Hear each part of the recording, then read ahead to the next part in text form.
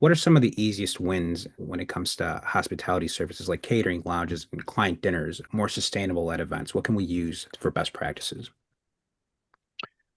Well, most of the catering that we see now at events is on a buffet situation. And so there you have an opportunity to offer your attendees the freedom to choose. It's not a plated meal.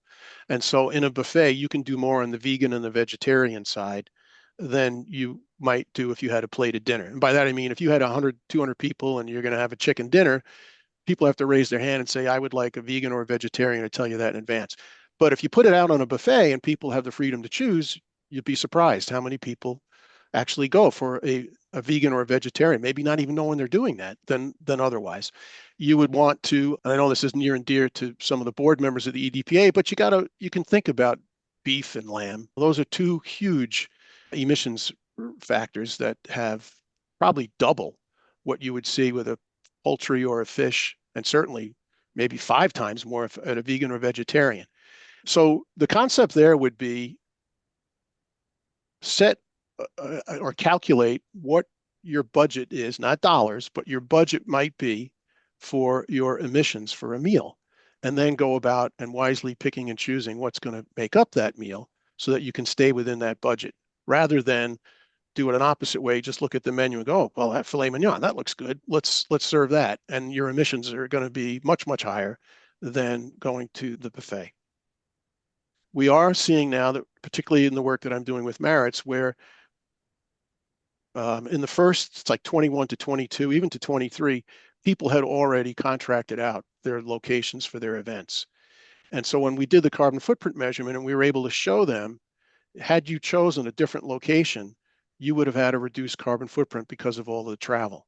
So they're now taking the data that we've created and saying to us, hey, could you model that for me and tell me, assuming the same audience is going to come next year, particularly if it's a corporate event or conference, that's pretty much a given, help us determine where we should look for site selection so that we can reduce our travel imprint.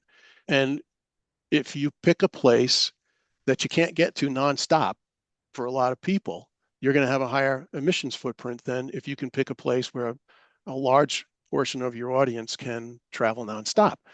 And in one case, we analyzed it, and about 65% of their attendees came from the Atlantic Seaboard, and they could all jump on Amtrak. So maybe at some point, look at anything from Virginia Beach all the way on up to Boston as a possible place for your site selection, and then gamify it so that people are taking Amtrak instead of jumping on an airplane to go from New York to Boston or Washington or what have you.